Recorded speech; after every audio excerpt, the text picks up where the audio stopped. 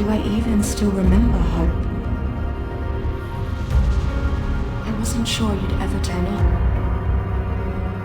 The odds just kept getting longer. I guess I've been losing faith. While they've been gaining power.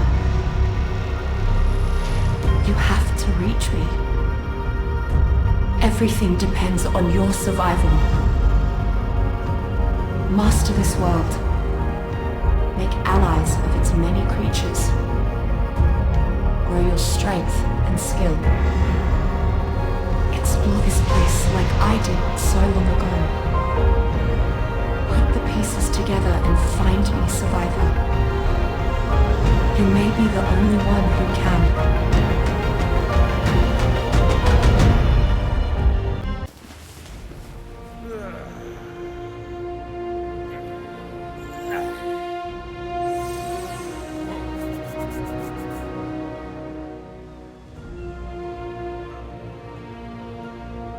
Hi, I'm Suyun. Suyun ရဲ့ S5 series မှာကြိုဆိုလိုက်ပါတယ်။နောက်လာတာနဲ့ Suyun လောက်ဆရာရှိအောင်လုပ်ပါတယ်။ပြီးတော့ Suyun picker တစ်ခုခွဲလိုက်တယ်။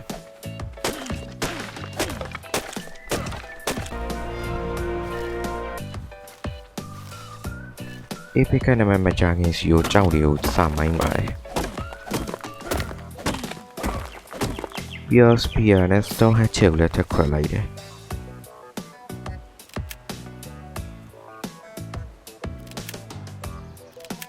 အရွှေ့မှာစီယုံတိုးကောင်တွေ့လို့မွေးဖို့လုံးမလို့ပဲတိုးကလည်းပဲငါးပဲရှိတယ်နောက်တော့စီယုံဘေးမှာတကောင်ထပ်တွေ့လိုက်တယ်တို့တော့ကြည့်လိုက်တော့သူလည်းတိတ်မကွာပါဘူးဒါမဲ့လည်းသူကပုံမိနေတော့တို့ပဲမွေးလိုက်ပါ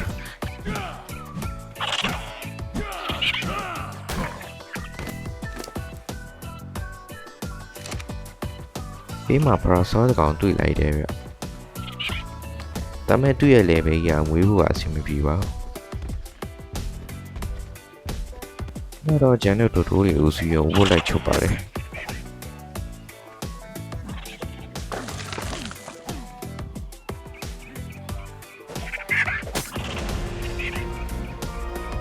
ဒီကဘာကိုစောက်ရလာတော့မကြသေးဘူးစီယုံကတော့ဟာခုတွေလောက်နေပြီ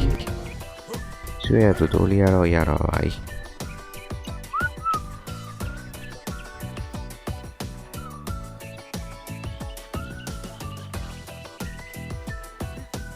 အမစီရော cyber parasol ကောင်တွေ့ပါပြီးမွေးဖို့ဆောင်ပြလိုက်တယ် parasol မွေးဖို့ဆိုရင်စီရောအုံနောက်လည်းပဲတင်ရပါဦးမယ်စီရောအုံနောက်လည်းပဲတင်လို့ရှိတဲ့မြအလုပ်ပေါင်းစုံပဲလုပ်ပါ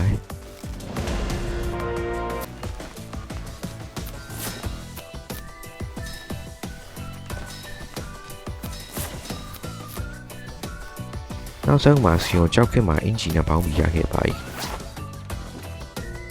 ဒီအောင်နောက်လေပဲကလည်း90ရောက်လာတော့ parasol ကိုဖမ်းလို့ရပါပြီ parasol ဆက်တယ်လည်းရလိုက်ပါသေးတယ်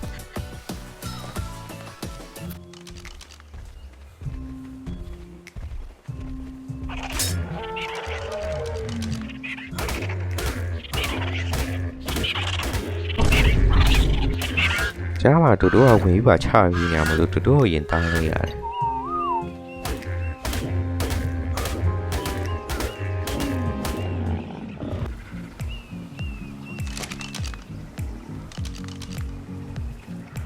ဘေးကလည်းပဲလေး parasol တော့စီယုံထပ်ပြီးတော့ဝှချုပ်ပေးလိုက်တယ်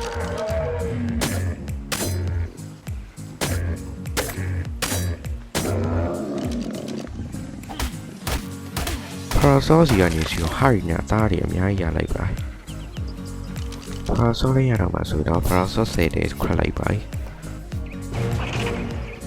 cyber parasol ကိုရပါပါစီယုံသူ့ကိုဘာနာမည်ပေးရမလဲစဉ်းစားနေရင်လည်းမကြည့်တော့လို့ just လို့ပဲပေးလိုက်ပါ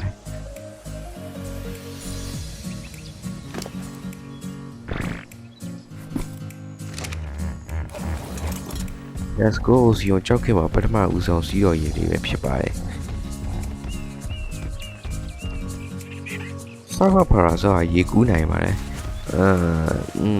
ဖြစ်တတ်ပါတယ်တို့ကအရင်နေနေတာမို့လို့စီယုံလန်းနောက်မှာပဲထားခဲ့လိုက်တယ်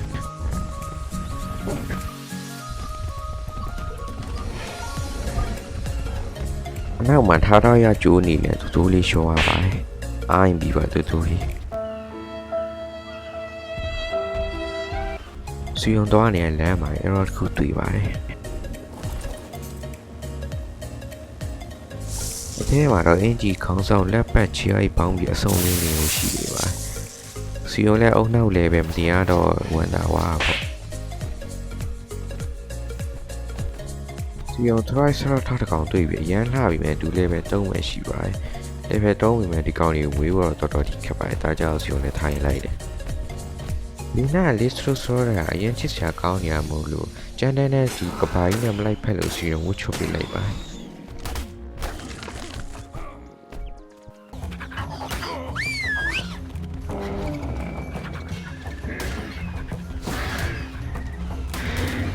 အော်ဘာကိစ္စရှင်းနေရပါဆိုအပေါ်ကကိစ္စနောက်ခုထပ်ပေါ်လာတယ်။ဒါနဲ့ပဲမြက်လစ်ထွက်လာခဲ့လိုက်ပါ။နောက်ဆုံးမှလမ်းဆုံးသွားပြီးတော့ကျန်တဲ့ညာလည်းထပ်မသွားချင်လာမို့လို့ဒီမှာပဲ scan ချရင်ကောင်းမလားလို့စီုံသွင်းမိလိုက်ပါ။အဲချိန်မှာဘာကောင်မဲဒီစီုံစီကိုပြေးလာပြီးတော့စီုံလည်းတို့မွေးချင်လာမို့လို့ညာခေါ်လာခဲ့လိုက်တယ်။စီုံတို့ချုပ်လို့ရမယ်ထင်ထားခဲ့တာ။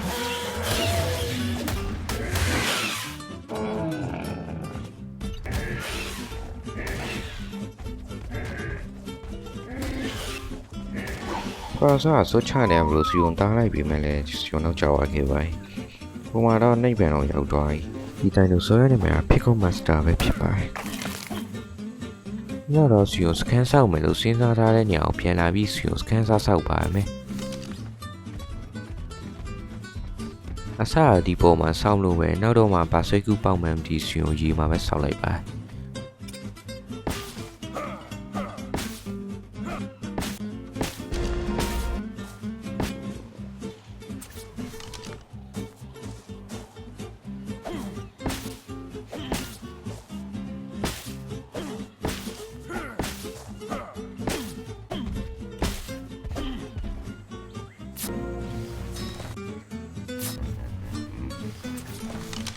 စီုံဒီညမှာဒီကားလှုပ်ချင်တာဘက်ခမို့ဘလူးလို့ဒီကားလှုပ်မှာ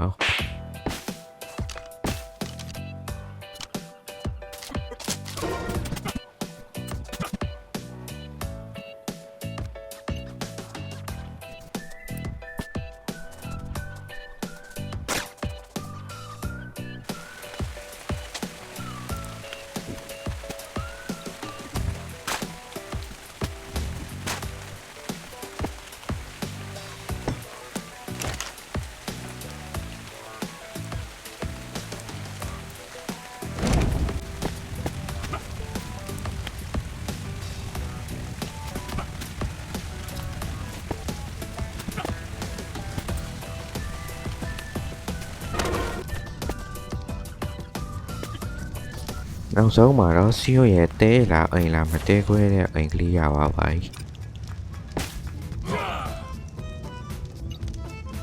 ဒါတော့စီယိုရဲ့အိမ်ကလေးပဲဖြစ်ပါတယ်။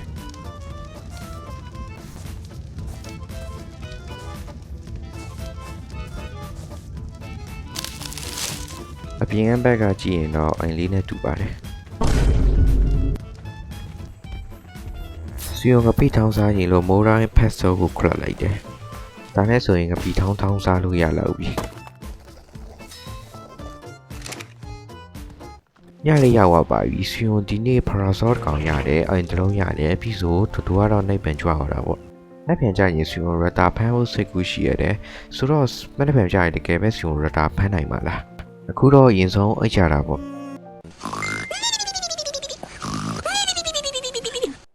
တရားလာပါလုံးနဲ့မနဲ့ဆိုရင်တခုမှစီယုံနိုးထလာပါကြီးနိုးလာတာနဲ့ပင်လယ်ကြီးကိုကြည့်ရတာလဲတကယ်ကိုစိတ်ချမ်းသာဖို့ကောင်းပါတယ်အပြင်မှာတော့စီယုံဒီလိုအိမ်လေးဆောက်ရင်ကောင်းလားလို့အတွေးဝင်ပြီးတဲ့ထီပဲဒါတော့စီယုံရဲ့အရာပေးရရေတောက်တဲ့နေရာပါညဘက်သေးသွားဆိုလဲအမှပဲပေါက်ချပါတယ်ဆောက်စီယုံအခုစပြီးတော့ပရာဆောနဲ့လိုက်ပြီးသွားပါတော့မယ်မတော်ခင်လေးပရာဆောကအရန်မဲလိုက်ချင်နေရမလို့သူ့ဆန္ဒကိုဖြည့်ဆည်းပြီးလဲရပါသေးတယ်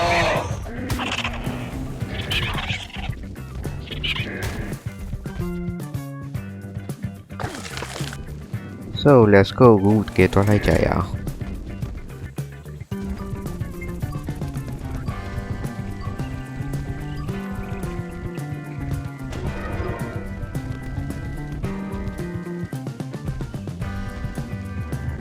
ဟိုမှာရတာတကောင်တွေ့ကြလာတော့မသိဘူးဒါမဲ့စီရောကူတော့ဖမ်းနေပါဦး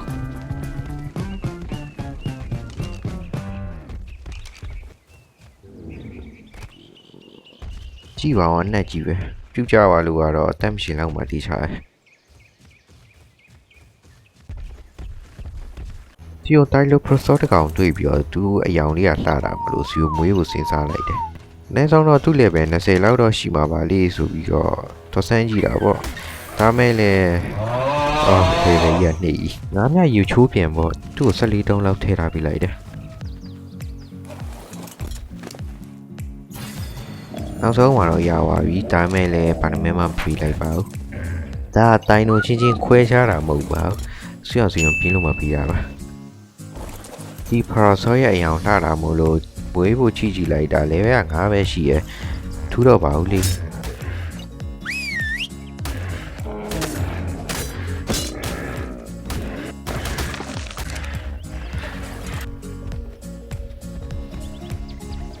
စီယိုနောက်ထပ် cyber parasol ကောင်ထပ်တွေ့လိုက်ပါရဲ့အဝါရောင်လေးနဲ့ပါ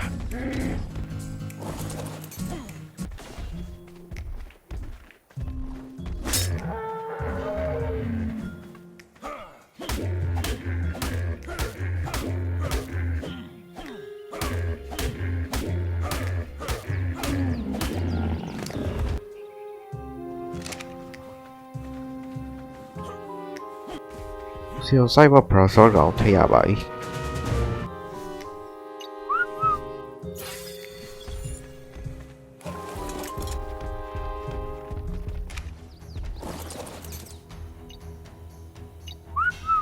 စီယိုကိုဘာလုပ်လို့လဲဆိုရင်တော့လက်ရှိစင်မျိုးစိတ်ရဲ့ရွှေအောင်မျိုးစိတ်ဖြစ်တဲ့ Priomia ဆိုတဲ့စင်မျိုးစိတ်ခေါင်းကိုစီယို၄ယောက်တယောက်ဝိုင်းပြီးတိုင်းကြည့်ပါမယ်ဖြစ်ပါတယ် Priomia လား Priomia လားဘယ်လိုမှမသိဘူးပါစင်အောင်ကြီးကို short သွားလိုက်ပြီစင်အောင်ကြီးကပြေးလာမှမြန်နေရပဲညတဲ့ဆုံးချုပ်မို့လောက်တာ alright ဗတဲ့နိုင်လေးဆွေယုံနဲ့လူပဲတစ်ခါကြီးလွတ်တတ်ပါတယ်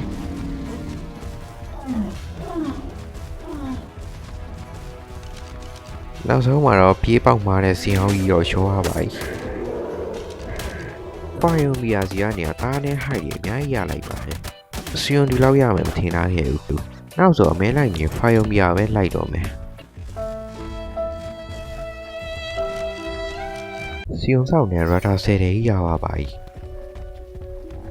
အရှိမရတာတကောင်မြင်ကြလာတော့မတည်ဘူး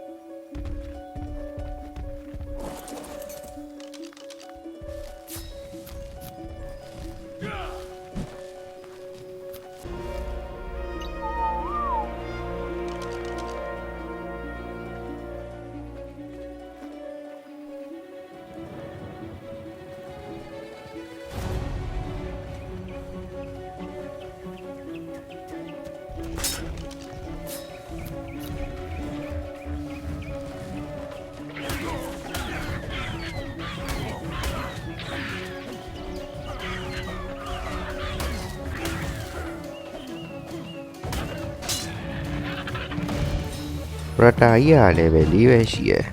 ပါဒရတာရတာပါပဲဟုတ်တယ်မလားစီယိုရတာကိုရှေ့ဘက်ချတော့ရတာပြန်ပြီးချတယ်မနော်တားကြောက်ရတာကိုချမယ်ဆိုအနောက်ဘက်ကချပါ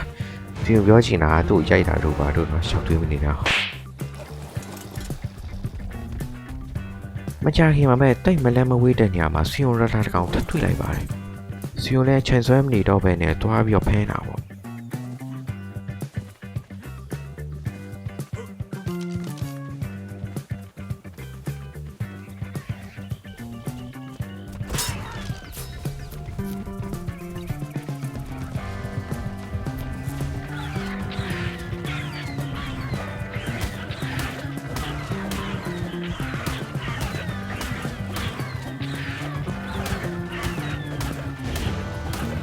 နောက်ဆုံးမှာတော့စီယိုရဲ့ဖင်ုံမဲ့ကျုံးတဲ့နျူးဖြူဟာအလုပ်ဖြစ်သွားခဲ့ပါပြီ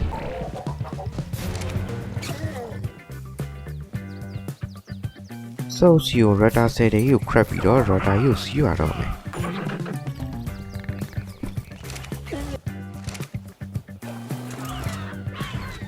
ရတာရဲ့ကီလိုဟာများနေပေမဲ့ parasol ထက်တော့အရင်မြန်ပါတယ်ဒီနောက်ပိုင်းကျွန်တော်ရတာပဲစီးဖြစ်တော့မယ်ထင်တယ် Alright ဒီမှာလဲစီယိုရဲ့ radar နောက်ကောင်ရပါပါ။ So radar နှစ်ကောင်လည်းရပါပြီဆိုတော့စီယိုတော့အိမ်ပြန်ကြပါမယ်။စီယိုလမ်းမှာ cyber radar တစ်ကောင်တွေ့ပြီးမွေးရှင်လို့ဘေးနားမှာထိုင်ဆောင်နေခဲ့တယ်။ဒါပေမဲ့လည်း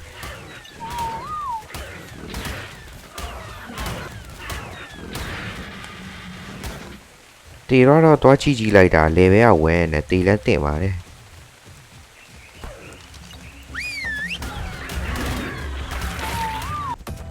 နောက်ဆုံးစီကိုအိမ်လို့ထင်ရတဲ့နေရာကိုရောက်လာခဲ့လိုက်တာစီယုံဆက်ဆက်ရောက်လာတဲ့နေရာကြီးဖြစ်နေတယ်။အရှိမ error တွေ့တာမို့လို့တွားကောက်ကြည့်အောင်မယ်ဆိုပြီးတော့တွားကောက်ပါတယ်။ကျောင်းမှာရက်တတော်ရီကစီယုံကိုကျုံးသွားတယ်မတီးလို့ကန်ကောင်း။ error ထဲမှာဘာရှိမလဲလို့တွားကောက်လိုက်တာငါ့မရပါဘူး။ဒီလိုနဲ့တိုင်တို့အားလုံးတွေခေါ်ပြီးပဲစီယုံအိမ်ပြန်ခဲ့လိုက်တယ်။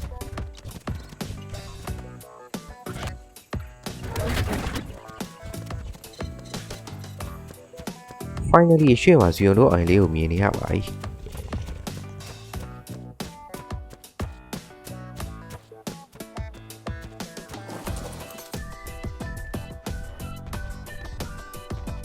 အားလုံးပဲဒီမှာပဲရက်နေခဲ့ကြတော့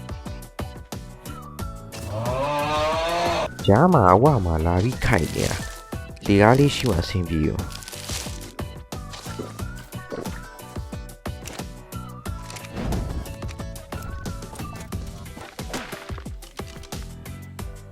ဒီလို stone ခစ်ပြီးပြီဆိုတော့ iron ခစ်လေးကိုတွားလိုက်ကြရအောင်ဒါက iron ကြိုတဲ့မီးဖိုကြီးပါဒီ iron ကြိုတဲ့မီးဖိုကြီးကိုတော့ရှင်ဒီညာလေးမှာထားလိုက်ပါတယ်နောက်ပြီးကတင်ချေရေးမှာစီယုံပစ္စည်းရဲ့ထဲကိုပေါက်ခုလည်းထားလိုက်တယ်ခုချိန်မှာစီယုံရဲ့တဲလေးဟာအောက်မုတ်ပါစီယုံရဲ့အိမ်လေးဟာအရင်ကိုကြည့်လို့ကောင်းနေပါပြီ Alright စီယုံတို့နှုတ်ဆက်မှုချိန်ရောက်လာပါပြီဒီ episode မှာစီယုံလောက်ခဲ့တာကတူတူတစ်ကောင်မွေးခဲ့တယ်ပြီးတော့ price saw တစ်ကောင်လည်းမွေးတယ်ပြီးတော့တူတူကြွလာတဲ့ထိုးနောက်စီယုံအိမ်တစ်လုံးရတယ်ပြီးတော့စီယုံ